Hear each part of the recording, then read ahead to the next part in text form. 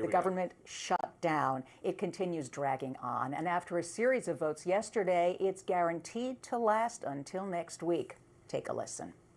If there's no further business to come before the Senate, I ask it stand adjourned under the previous order. Senate stands adjourned till 3 p.m. on Monday. Arguable, but many Americans would say Congress does, in fact, have business to tend to. 10 times now, the Senate's voted and failed to pass a continuing resolution to fund the government through November 21. The vote was split 51 to 45. You should recognize that split. It's happened every time along those lines.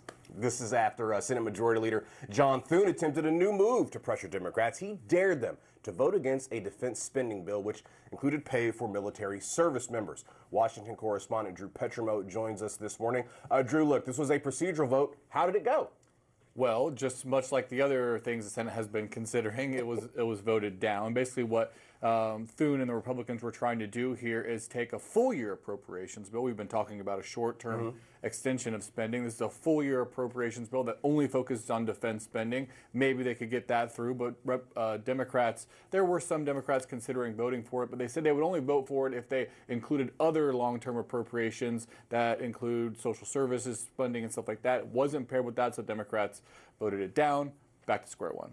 So at least one Republican understood the reluctance of Democrats to sign on to something or to wait for ACA subsidies after a CR because they've kind of been there before. It's Lisa Murkowski, and this is what she had to say. If you're a Democrat, you're looking at and you're saying, why am I going to try to be helpful if Mr. Vote and OMB are just going to do a backdoor move and rescind what we've been working on? So, yeah, there's a lack of trust. So that's basically the Democratic line at this point, and Murkowski agrees. Yeah, and that's why Democrats, in part of their original proposal to reopen the government, said that they would vote for it if the Republicans and the White House agreed to not enact these rescissions. Which basically happens here is, in order to pass legislation through Congress, especially through the Senate, you need bipartisanship to break a Senate filibuster. So these Democrats sign on to spending bills like this, but then the White House and Republicans can come back on a strictly party line vote and rescind the money that they don't like. That's been happening. There's also been these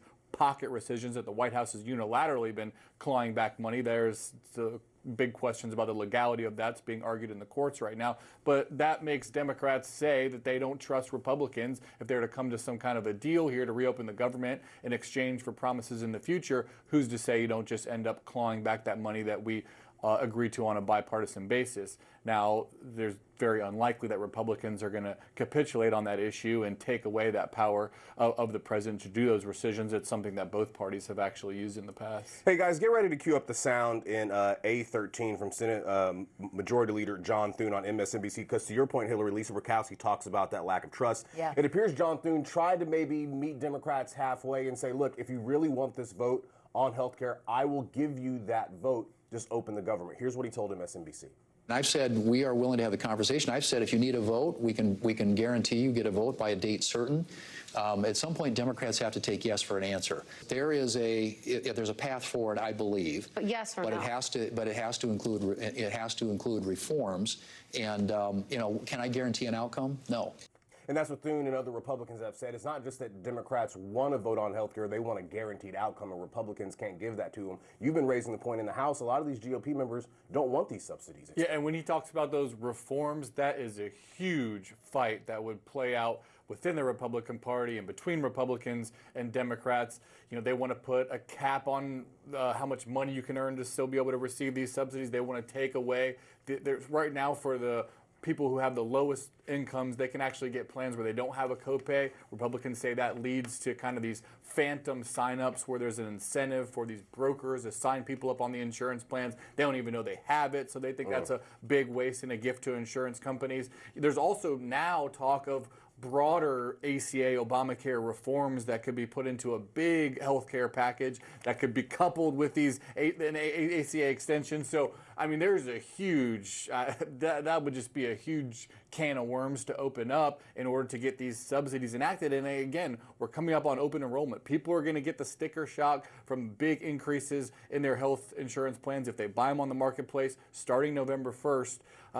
Republicans keep saying we have until the end of the year to enact these changes, which is true. That's when the subsidies expire. But people are making decisions on what they're going to do about their health insurance right now, and that sticker shock is going to be a big issue. There's some people in the Republican Party that are very concerned about that, but there's also a very strong sentiment within the Republican Party that there's a lot of waste, fraud, and abuse, and they don't like Obamacare. They've been trying to repeal it for 15 years now, and there's some indication that they don't want to go with a full repeal because of how entrenched it is. Speaker Johnson has been talking about they can't repeal it fully, but these reforms that Thune is talking about there, that's easier said than done. And the thing with Obamacare was it was highly unpopular when it was being argued, but once it was implemented, not so much. A lot of people tended to like it. They Very hard to take away benefits from somebody once you give it to them. Yeah. All right, Drew. Thank you, Drew. Thank you. We'll talk about the new polling that's out about who's to blame and even on those Obamacare subsidies at our next hour. So we'll see you soon. Alrighty.